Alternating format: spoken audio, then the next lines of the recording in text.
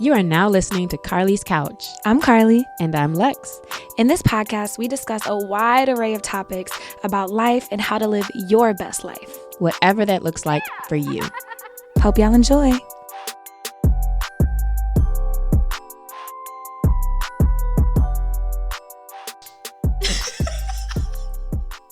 Yo, you're hella immature. Good morning, friends.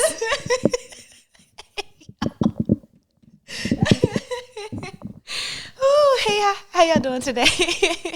What's so funny? Man, Lexi, I want to laugh. Crazy. No, I'm not saying shit. Yeah.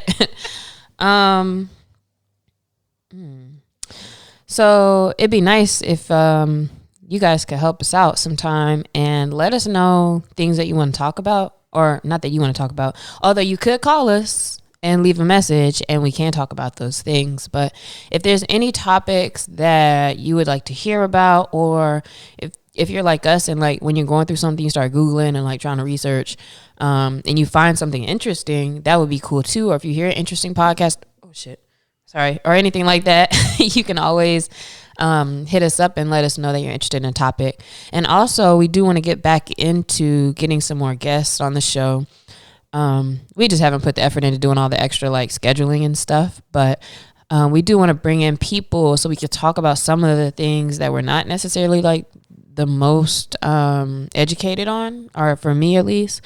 So I like to have an expert here too. So if you are one of those people who really knows about a thing, hit us up. If you want to be a part of the podcast, I really want us to do an episode about grief, and I think somebody asked about that too. Mm-hmm. I'm like, I don't really know what, I mean, I can read some things, but I don't really have like a huge experience with that. And I have a friend, I was like, oh, well, will you come talk about it?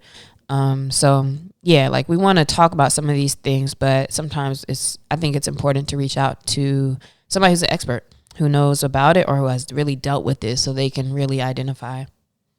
Absolutely. And just even if it's things that you're interested in that we could learn about, that we maybe even haven't thought of. But Sarah, shout out to her for leaving a voicemail and talking about grief. So that's definitely something we're still looking into. Would love to hear your ideas and thoughts and things you want to hear us discuss, because we love learning, obviously, and apparently you do too. Otherwise, you probably wouldn't be here. So hit us up. Let us know. You can email us at carliescouch@gmail.com. Hit us up on the website. There's a form you can fill out. Hit us on Instagram, Twitter. I mean, we're pretty much all over. One thing that we maybe should do an episode about is what goes into doing a podcast or starting a podcast, because we did a thing where we were talking to somebody about that recently and did like a workshop. But also I had a guy who called me the other day and was like, oh, I want to pick your brain about this. And then we talked about it, and essentially it got to the point of the convo got to like, you don't actually need to start a whole podcast for what you're trying to do. Sometimes maybe just trying to be a guest on one, or whatever. But we were talking about the whole thing, and I looked at my presentation I did at USC, and I was like, dang, I really like listed every little step and thing out, from like your artwork to the format and all those things. So there's just a lot of topics. We want to do some more tangible type stuff too. So maybe we can do some things like that, Carlie. Yeah, I'm looking forward to that. And then after our conversation with Floyd, with the Fulton County, which is like where Atlanta sits, that's their arts council funded the podcast that we were on about podcasting. And I was like, man, we need to share this episode and possibly, like you said, answer some questions on that. Did that come out yet? Or I don't think it's been dropped, but I'm gonna hit Floyd to see if maybe we can share it here too. Okay. Yeah, or we can link to it or something, or upload it to our YouTube or something like that. That'd be nice. But today we are going to talk about trust issues and trust, and I don't know, do you feel like you're a trustworthy person? Yeah. Who doesn't though? Would anybody really say, nah, I'm trash? Like, I don't see people answering. But I can understand why people would think that I'm not trustworthy though, for certain reasons. Like if you're not, and not to make this about the Lex is an open show again, but if you're not like a super open person, people find it harder to like feel like they really know, like, what's the whole story? What are you saying? Who are you? And I hate that. But also, I'd be like, damn, I'm not like lying. Like to me, it's like if I'm not just straight like lying about stuff, I feel like I should be pretty trustworthy. What's interesting is I think I'm a super trustworthy person, but because I am so open in the way that I am, I've been told by people who are now my friends that when they first met me, they're like, "This bitch is fake." Yeah, Like, they did not. I think that about some people too, or not necessarily that they're fake, but it's like, what is your reason for being extra if you don't know? You know what I mean? Any context. At the same time, we always talk about how, if you're worthy of whatever, and like that doesn't mean somebody should be rude to you or cold to you until they get to know you per se. But yeah, that's just how some people are. I think it's more so that we shouldn't talk down on or judge people who aren't like real extra at first, because it's like, well, and maybe that's a sign of having trust issues, because you don't necessarily want to let people in all the time, or you don't want to feel like, hey girl, oh my gosh, because if that's not real to me, then I'm being fake. So yeah, that makes sense. Maybe that says more about their levels of trust than you. Do you think that you're a trusting person? No. I'm looking like the Trump meme right now. Trusting. I don't know. Maybe kind of. Maybe not the most. And what does that mean? Like blindly, like I don't need to see a lot to go ahead and trust somebody, or maybe thinking about it as like you trust people until you don't, or people have to earn your trust. Like, what is your typical? I think I kind of trust people until I don't. It's just that I might not be trusting them with the most stuff, Yeah. Like I'm a very slow, golly, my mic is crazy today. I'm a real slow, like, peel back person. Like, I'm not telling you the most about anything, or not necessarily trusting you the most about everything until I feel like it makes sense to do so. That makes sense. I think that that's just called discernment and like understanding levels with people. But I think the bigger thing is that you have to, it's like, I feel like we want people to trust us, but then it has to go both ways, or else it's like undermines it. So what I notice is that, and I was just telling somebody this the other day, I was like, yo, I realized in a lot of like past situations with not really relationships, but like in dating or just even like chatting, with the guys and things like that. I was like, I think I've noticed a pattern where I think I realized like, yo, they didn't take me seriously because I was being too hard, or like being too, aloof, or like not being so extra, because it's like, I don't really know yet. But also I think they took that and was like, oh, okay, she's just trying to, do whatever and not take it seriously or whatever. And so then they start doing certain things, and then you start doing certain things. And then it's like, oh, well, or I could have just been, I don't know if trusting is more the word, but having your guard up and down, I think maybe that connects to trust. So, yeah, it's like it just really kind of perpetuates and spirals however you're coming to the table. If that makes sense. I think that's a good point. And it's like you were talking about, like, trust goes both ways. And so there's a level of vulnerability or openness that you have with people. Or maybe it doesn't have to. Well, I think in my experience, like, it kind of does. There's like a level that you have, and that also gives their comfortability, understanding all the while that we all have our own projections and things like that, and our own issues. But there is a level of reciprocity and like the level of things you can share with people, and like how open you are about what's going on, and how much they think that you either trust them or how much. But the one thing about trust though is once you don't trust somebody, or when somebody doesn't trust you, it's like no matter what's said, you know what I mean? Like you always is like, well, but that thing, or that one lie, or that one time, or maybe when somebody did something else to me, and now I'm like you really, man, it's so weird. It's like so hard to get out of that space where it's like once it's kind of messed up, like what do you do? And so that's really kind of what I was thinking about when we were preparing this episode, is that when there is like a violation of trust between family, friends, relationship, whatever, like what exactly is the process for being able to get back to a space where you feel like you can trust them, or that they can trust you if you want them to be able to trust you. Because it's really hard. Like in my experience, it really just, I'm trying to think of a time where it got back, and I don't know if it got back more than it's just like we just the relationship just changes to where you're like, oh, okay, we're just cool. Like, I'm not expecting whatever, or you're not expecting that, or, you know what I mean? We're just a little more distant, so it doesn't matter.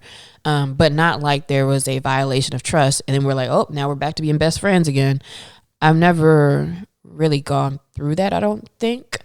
And so I was trying to research some things and understand, like, what does that process really look like? So I think that's kind of what we're going to talk about today. I think that's interesting because I'm trying to think of a time where there was a violation of trust and then we rebuilt it and went back to what it was. And I don't know if that's ever happened. Yeah, usually you just kind of move on. Like, just keep all right, it moving. then, fam. Like, it's good. Like, we cool, whatever. Like, I'm good anyway, type of thing. So if there is this violation of trust, like, why do you want to rebuild it? Well, I think that's a question. That's like the first question you have to ask is, okay, something happened, or there's something going on, whether I violated or you violated or everybody violated. And it's like, well, what are the pros or what are the, I don't know, benefits is the right word to say. Because I don't want to seem like, well, dang, they do this and this and this for me, so I want to fix it. But at some point, I guess, I mean, nothing is just straight black and white. And there may be things about that relationship or that person or whatever to where it's like, you know, I'm willing to work through that because I want to get back to a space where we are mutually benefiting and enjoying each other's company or whatever that relationship is in a way that's not harmful anymore or triggering. And I think that if you look at all the pros and that if they really kind of outweigh whatever that issue was or what happened, especially because like with something like this, you know, a violation of trust might have been like a lie or, you know, something like people mess up. So it could have been like, oh, I lied about something. And it's like, dang, but I don't want that to color, you know, our whole everything that we've done or gone through or whatever. And so it's like, man, you know, are we willing to figure out how to get past that thing? Because, you know, in general, it's cool. So I think it's worth asking, like, all right, do I really want to rebuild it and why? And if you don't, because sometimes, like we said, like if it's like, okay, whatever, like this just isn't going to work, or, you know, based on the motivations of why I lied or why I did what I did, then that points to bigger reasons why, I probably shouldn't even try, you know, with you. Like maybe there's something else going on. But then there may not be. So I think it's just something to kind of ask yourself. Yeah. And so looking at like, if you would want to rebuild it, and then also, is it something that is beyond repair? Like, I think everybody kind of has their own limits, or like, like once you pass this, like we're done, or like I can't trust you. Well, we'll never be done though, for real. It's so funny. Like, what is it about some things where it's like, it's easy to be like, oh, I'm good. Like, you don't never got to call me again. And then sometimes it's like, it don't matter what they do. You still like, so let's talk about it. You're going to come over and talk about it. Next day, like, okay, acting like not everything's cool and it ain't. Man. Yeah, that is true. Because there are those things where it's like, that happens and I'm just done. Or like you tend to linger in other situations. That's funny. Yeah, I don't know. I think if it's something where somebody violated your trust, that I think that point where you're just like, oh, I'm good on that, like I'm over it, is if you're really, really in a space of like self-love and in a space where you really know like what you want, this does not correlate, this does, you know, this violates or this undermines the type of friendship I want or the type of relationship I want or the type of whatever I want.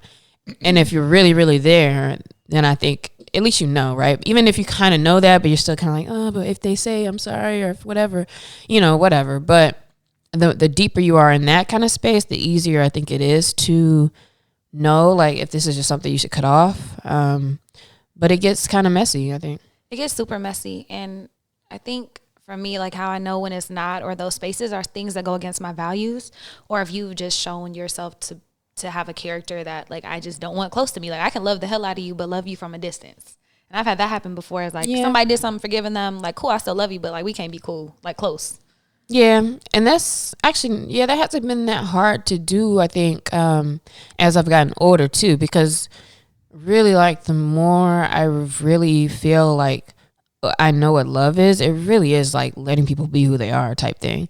And so like, hey, I can't force anything, like, you know, I can do whatever I can do to try to make a thing better or to make, you know, something work or whatever. But if it doesn't, or whatever you're trying to do, like I want you to be happy or to be sure, or to feel secure or feel like you can trust me. And if you don't, then I don't, that's what I've been trying to figure out. I was like, well, what could I do, but yeah, sometimes that is just kind of letting folks go.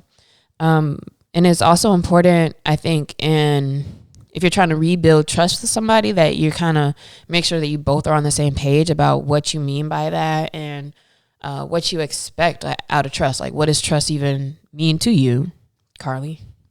Oh man, caught me off guard. Trust. Ooh, that's a good question. It's I feel like it's one of those words that I know what it means inherently, but you asked me to describe it, and I'm like, trust is me feeling like I can be vulnerable and open with you, and there's like a level of confidence I have in our relationship that it's like kind of how love is opportunity to be yourself with somebody, and giving them, like, being vulnerable is giving people all the ammunition they could to like hurt you or break you, but trusting them not to.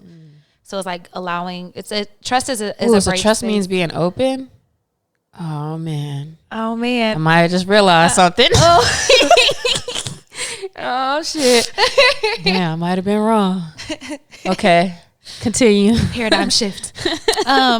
Yeah, it's and I'm trying to describe it in this like piecemeal roundabout way, but it's where a brave space, meaning like that I feel safe enough to bring my full self and to be open about things with you, and share things with you, and hopefully you are able to feel the same way with me. I think that's for sure a part of it.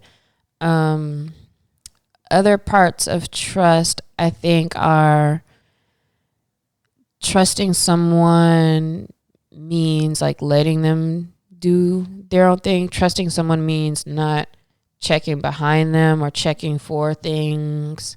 And trusting someone, I think, means going into situations, for lack of a better word, but like going into your day, going into situations, going into your convos as if they're doing what they're supposed to be doing.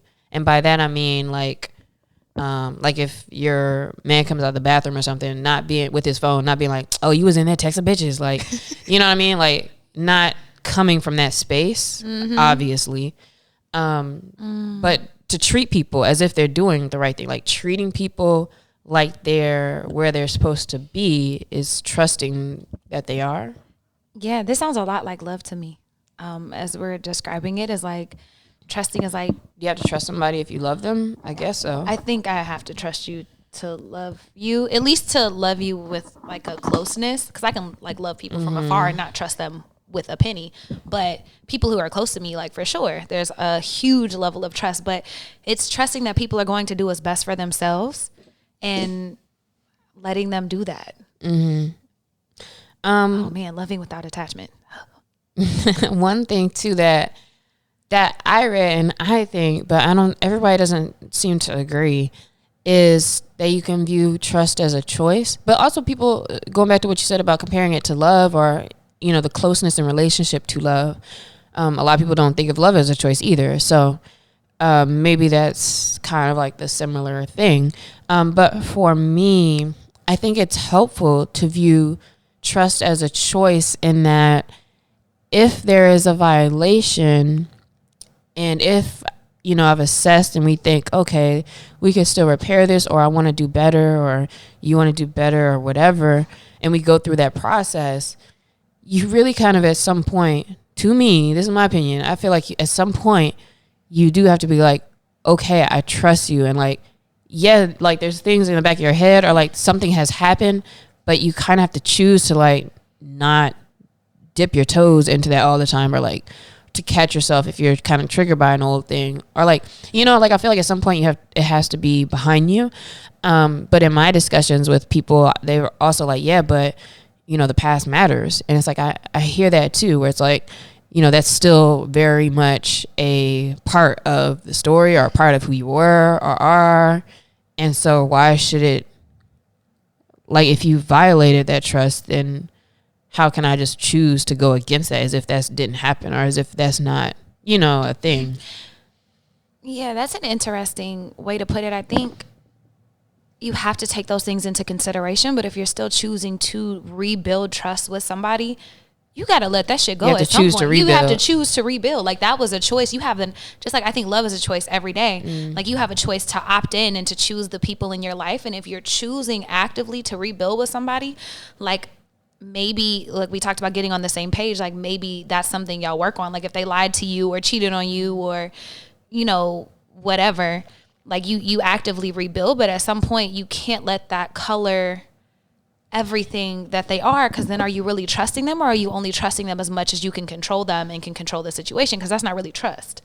Well, or maybe you're trying to figure out how to trust them, and or you kind of have those trust issues, but also you may I can I can see how you could want to trust somebody, but it's a struggle. And also you're like, man, like it's hard. Like I do still keep thinking about that thing, or I don't know, I don't know if I could trust you because I don't even know if this situation might come up again, or you know what I mean? Like, you don't even really know. So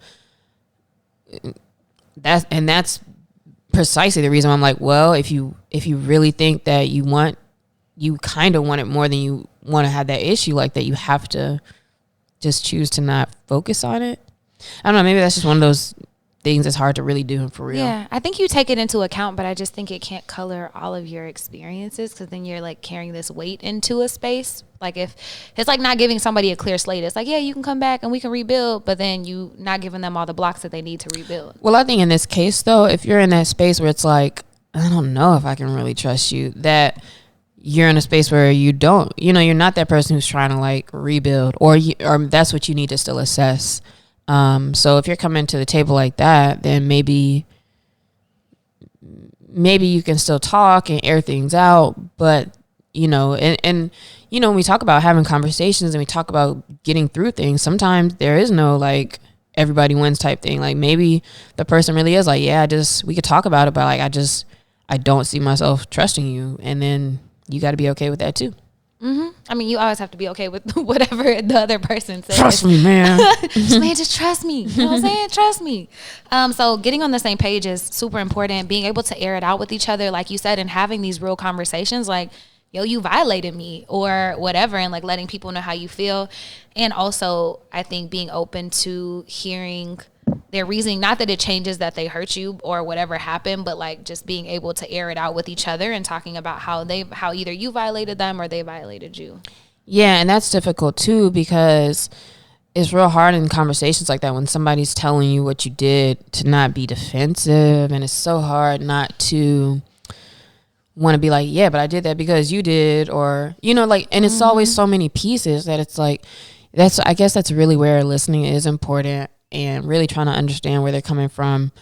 But that also needs to go both ways. So, really trying to listen to the person, and you being able to air things out about how you feel. We've talked about this enough where, instead of just like accusing people, even though of course it's going to come across sometimes, as an attack or whatever, but talking about how you feel and what happened to you and the way you reacted or the way you handled something or whatever it is, focusing on it from that space and really putting it all out there so that it's not one of those things that drags on. Because I think these things tend to drag and drag and drag and drag, because it's like, what's the solution? Like, you kind of like almost having this, like this jab, and now you got this jab, and it just keeps going. Yeah, and I think it's better to just air it all out. And it's really difficult too. For me, at least. I know it's difficult. No, I think it is. Like, these difficult conversations aren't fun for anybody. And so I think that's huge, being able to air it out. Then also coming to like, y'all both airing out what you want from it. Like, if you want to rebuild that relationship, like, what does that look like? Does that involve an apology? Does that involve, us working to rebuild? How does that look for us rebuilding that trust, and what can that look like? So I also think not just airing it out in terms of violations, but also in solutions, and like what you want from a situation. Because if you go into it with just, this is just how it got messed up, it's like, okay, well, how can we fix it? Even if you want to, or maybe you're like, I don't know yet. Yeah, I think part of the process is also so understanding like each person's issue or the person's issues, what your part was in it, and then what would you like to see, or what don't you want to see? Like, if you're having a trust issue where somebody, wasn't communicating with you appropriately, or if they're talking to somebody else or something, or said something about you, whatever those things are, then your thing might be, okay, it's kind of triggering seeing you do certain things, or maybe they're on their phone all the time, or maybe the way you're communicating is like kind of triggering different things.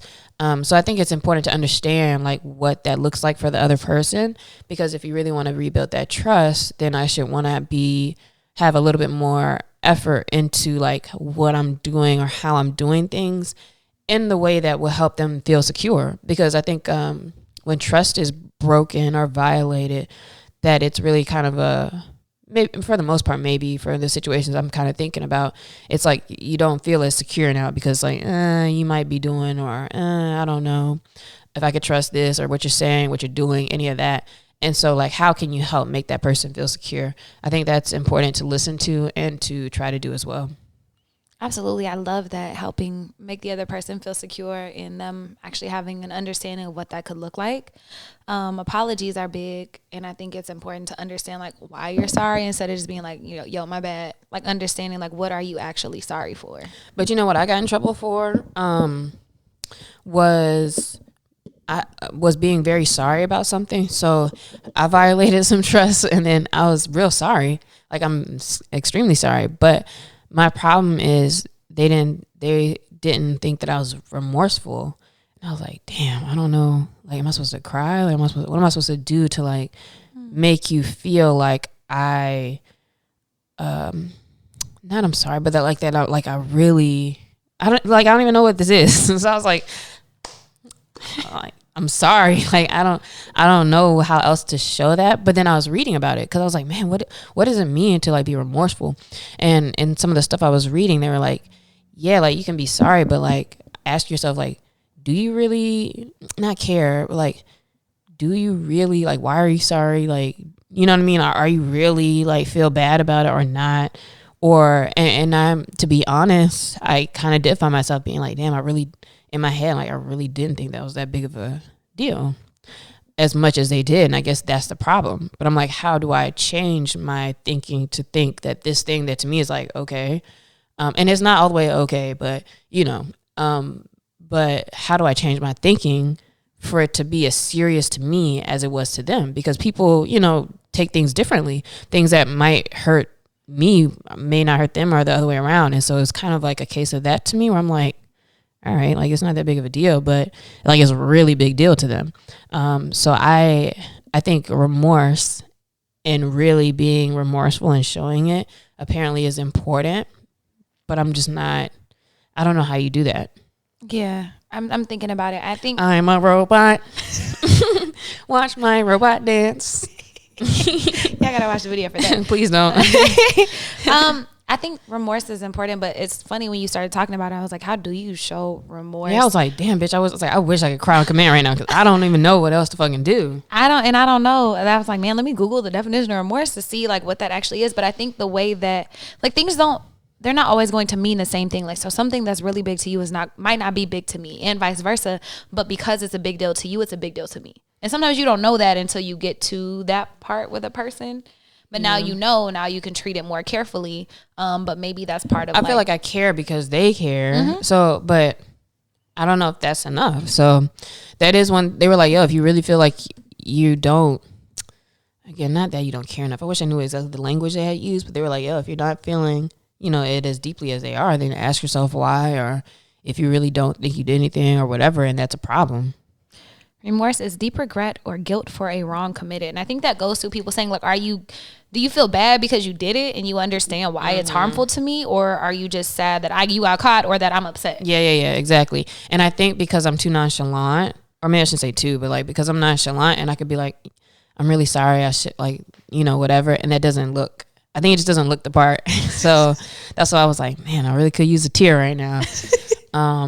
Yeah, it just doesn't look like it. But for me, I come from a space of just like, I'm processing it, I'm being logical, like, and I'm really just saying the words that I want to say, but I could understand why you're like, man, you're just saying that type of thing, Mm-hmm.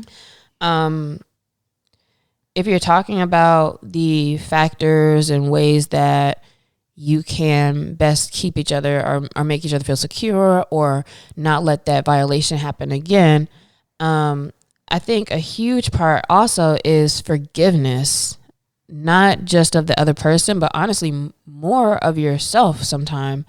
Because if somebody's violated my trust, and this is what I've found with me, is that sometimes it's like harder on you because it's like, oh man, did I make a bad decision with this person, or am I part in this? Like, can you forgive yourself? Because if you can't forgive yourself, then there's kind of like other issues I think that stem off of it also. Yeah, that's huge. And there's a point, man, there's a point to that that I remember reading that I was like, oh man, that was really good, and I did not just say it, but yeah, I think that's just always something to remember too. Like anytime you're thinking about forgiving other people, it's kind of a big thing for you to like forgiving yourself and assessing things you may be kind of feeling guilty about as well. I think that's huge, and starting with self, as always, and also maybe even forgiving yourself for like putting yourself in the situation like, oh man, I should never trust this person. Like that can also be a whole thing. Mm-hmm. And so just making sure you're not going down that rabbit hole. But then just looking into what are those things that are important to you, and like why is this uneasiness or feelings of like untrustworthiness, like why could that be lingering for you in what's happening? Mm-hmm. And also in this like conversation or in, attacking this like topic with somebody about rebuilding trust, a big thing is space and time, because just having a conversation isn't ever just it. Like we already talked about how it kind of drags on anyway, a lot of times because maybe the convo is not as productive, or because maybe you're kind of at a stuck place in the convo where things get heated, or, you're not expressing things right or the way you want to. But it's important to understand for you what kind of time and space you need, the other person, what kind of time and space they need. Again, regardless of who violated who or what happened, sometimes you need space away from the situation to really think about what you want, or think about how you want to move forward, think about what you need, and the same for them as well. So that has to be respected, to where you can't just, which I feel like we do a lot, is just kind of go back to like regular combo or like sit in jokes and stuff. And it's like, I'm still kind of trying to, process that thing or figure that out. So definitely a big thing is to give space. I think the most important is thinking about like what are those agreements that need to be in place and those understandings so that we can move forward with how we want to. Maybe that's after you take that time and that space from that person, and maybe you come back and be like, okay, like I really appreciate our friendship and I want to work on rebuilding that trust, and here's what that looks like for me. Yeah, hopefully that can be kind of the conclusion to everything, to where we can both agree on how we're going to move forward. Hey, I'm not, I'm going to be more honest, or I'm going to do more of what I say I'm going to do, or I'm going to, whatever it may be. I'm going to be more on time. Like these could be little things too that build up and then kind of violate trust over time as well. It doesn't have to be nothing super deep. But what you're doing, how you're doing it, how we're going to communicate, how we're going to approach things in the future, I think all of those things you can agree on, so that you at least have a foundation upon which it's clear if it's breached by both of you, one of you, or the other. So very important. So making sure you're on the same page, airing it out, taking time and space, thinking about what it is that you need, and then agreeing on that, or agreeing to disagree, and realizing that sometimes the best resolution is to dissolve things. Yeah, trust is very difficult, I think. Like, it's one of those things, man. Once it's messed up, it's like, to me, it really feels like the only option you have is to, like, choose to forget about it, kind of. But, I mean, I get why you don't. Everybody doesn't move the same. For me, I'm very much it's a new day type person, to where even if my trust is violated, and if we have enough of a discussion where it's like, you're apologizing, I understand kind of where you came from with it. Because you got to listen to people, too. Where they came from, they might not have been trying to hurt you. They may have just been trying to avoid something or whatever. You never really know until you talk about it. But I feel like if somebody expresses that to me, I think now I just move so much more quickly as far as being like, okay, if you're saying trust you, like if somebody tells me to trust them, or they tell me like, hey, this is what I'm not doing or this is what I'm doing, then I can move forward with that. But if it's not clear and it's like something's happened, but we never really clearly said what's going to change or what's different, or you never really said, oh, I'm going to not do this anymore, then it's like kind of always going to be in the back of my mind. So for me, I think the clarity is very important. And for me, it's figuring out when I'm the violator, figuring out how to approach it. I think that's almost harder. Like it feels really crazy when it's like you actually are sorry about something or you want to move past something, but they're not really letting you. And so maybe that's an ego thing as well, where you have to be able to just like let them do, you know, what they think they need to do. Man, that definitely happened to me. Damn, they left you. Done, son. But in that time and space that we took apart, we came back and, you know, they were just like, yeah, like I'm good. And I was like, you know, in the time and space, like I'm good too with this. Yeah. Because even though I hurt you unintentionally, like heard why, I still wouldn't change my actions because they were very in alignment with my values and they couldn't accept that. And that's okay. And so it's cool. But like you said, it was like a little bit of ego, like, damn, like all of this, we just gonna let go. But okay, cool. All right. It's the closer you are to it, maybe the more difficult it is. Like I just added back a guy I used to date a long time ago. And now I'm like, oh yeah, I can follow him on stuff because I don't care anymore. Like, I don't care what he's doing or what he's saying because it doesn't really matter to me. So it's like I can actually just be their friend. So you're right. It just takes the time to kind of get out of a space or just maneuver for yourself and then figure it out. So hopefully you guys got something out of this convo on trust issues. What did I get out? I got out of it. What was it that earlier that I was like, damn, I think you fucked me up. Talking about being open. Yeah. So maybe that's a sign that if that you're not as trusting as you think if you're not open with the person. So that's something for me to think about for me out of this lesson. And then also still learning about remorse and how to express that or how to actually really be sorry or like, I don't know, like, is there more to that than what I thought or what I think?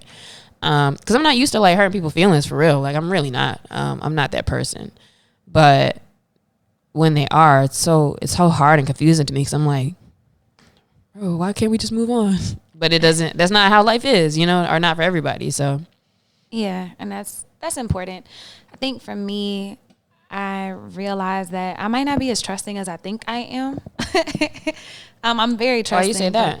Because when I started talking about how it's like love and being open and letting people be themselves and trusting them to do whatever, and I was like, ooh, that was. I may or may not have had a whole thing this week about that, but anyway, exactly. We're gonna go with not, but definitely did. That's on something that has nothing to do with me, like not an inkling to do with me. But I was like, why am I upset about this? But you got to be smart too, because you put your hand on the flame and get burned, and then you're not going to just throw it right back in there either. And so all of these steps and all of that working together and working through a thing is very important, because otherwise, like I guess we have trust issues for survival reasons to a degree. And I think, as we always say, based upon the way you were raised and your experiences in life, projections you bring to the table and baggage and all those things may be factors in particular cases. And so just something to examine, think about, where you've had trust issues or do now, or which side you stood on, how you dealt with it. We'd love to hear about that. If you have any interesting stories, or if you have any tips on rebuilding or repairing trust, I'd like to hear about that as well. Or apologizing and being remorseful. I would also like to hear about that. And tag me. Let us know. And this week's question of the week is... We don't have no question. The question is, what did you get out this episode? Oh, okay. So what did y'all get out of this episode? Hit us at Carlie's Couch, at Lextopia, at CC Fierce, and Carlie Carpio on Instagram. Let us know. See you next week. Bye, y'all.